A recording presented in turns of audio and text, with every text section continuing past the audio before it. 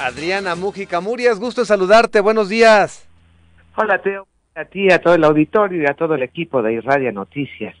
Y bueno, pues este lunes tenemos una conmemoración que desde hace muchos años nos importa a las mujeres, y es este asunto del voto femenino, esta participación política de las mujeres reconocida constitucionalmente, pues no desde hace tanto, aunque parezca mucho, 69 aniversario. Y bueno, pues siempre da para hacer un poquito de historia y algunos comentarios al respecto. Resulta que por allá de 1911, cientos de mujeres le escribieron una carta al entonces presidente interino de la Barra pidiéndole el voto femenino hace 111 años. Bueno, por supuesto, hace 111 años no pasó absolutamente nada al respecto.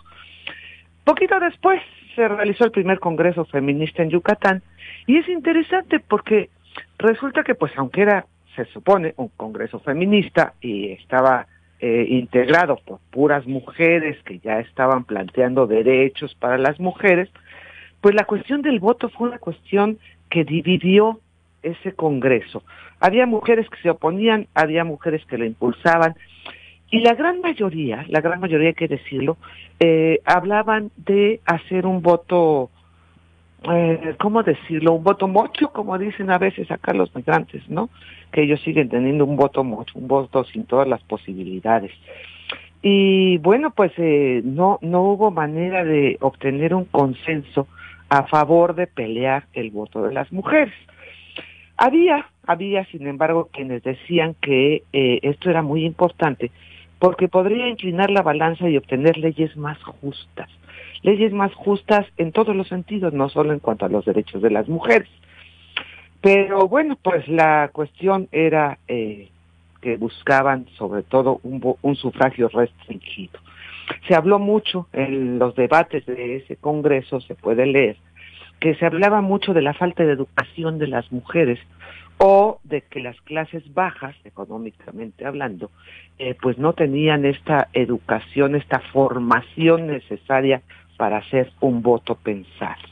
De allí podemos brincar a la Constitución de 1917, cuando se iniciaron los debates para esta Constitución, y entonces los constituyentes, pues un montón, por supuesto eran básicamente hombres, alguna mujer se coló por ahí, ¿verdad? Señalaban los opositores que para dar el voto a las mujeres, insistían ellos, había que darles mayor de educación.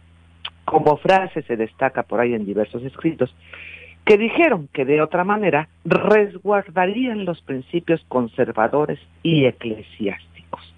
Y aquí hay que hacer un paréntesis en este recuento histórico, porque pues miren, estamos en 2022, han pasado todos los años del mundo, más de 100 de estos debates, y sin embargo lo que vemos es que, pues no solo las mujeres, hay muchos hombres que justamente están resguardando los principios conservadores y eclesiásticos.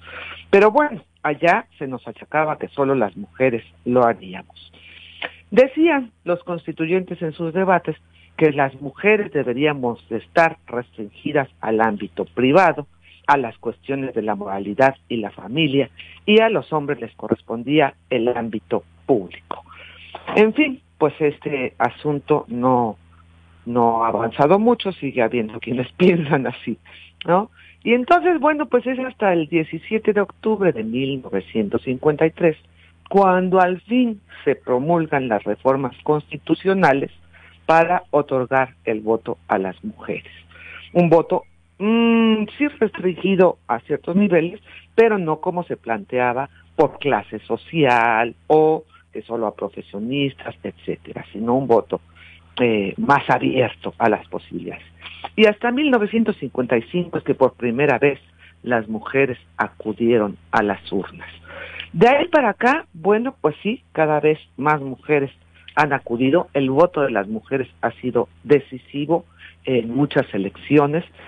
Y bueno, pues no es que el voto de las mujeres se haya ido para las mujeres, no es que todo el voto de las mujeres se haya ido para las cuestiones de la defensa de principios conservadores y eclesiásticos.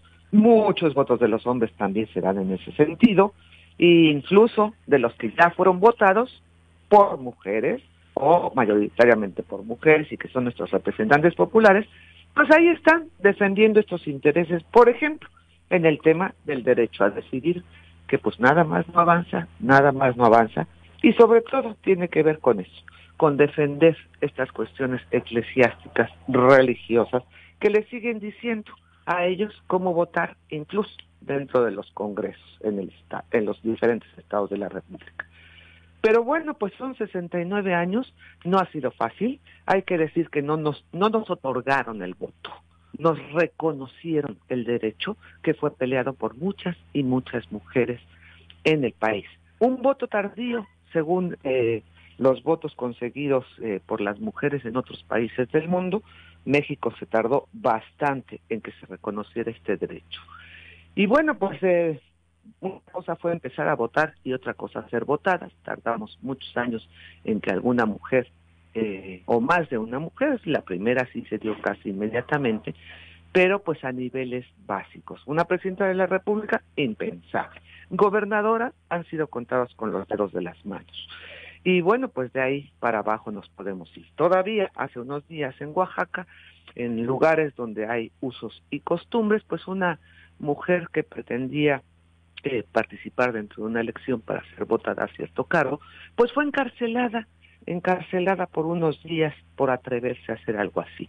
Todavía nos falta mucho por hacer, necesitamos que se entienda que esto es un derecho y que, por supuesto, no necesitamos que nos estén señalando cuestiones especiales a las mujeres que llegamos a un cargo de elección, como no se las señalan a los hombres, porque esto es otro vicio que tenemos arrastrado. ¿Qué preparación tiene esa mujer? ¿Y de cuántos hombres lo preguntamos? ¿Qué preparación tiene ese hombre? En fin, ahí sí, el dedo flamígero señala a las mujeres y les exige mucho más. Para eso querían la paridad, nos gritan a nosotras, las feministas, para que los congresos ya tuvieran más mujeres. ¿Y qué están haciendo? Nada bueno. Pues sí, para eso queríamos la paridad, para que se escuchara la voz de las mujeres, aunque no todas tengan perspectiva de género, ni vaya avance de las mujeres y de la sociedad en su conjunto. En fin, hasta ahí la dejo, y pues bueno, sigamos luchando por nuestros derechos políticos, electorales y todos los demás derechos que merecemos como sociedad. Gracias.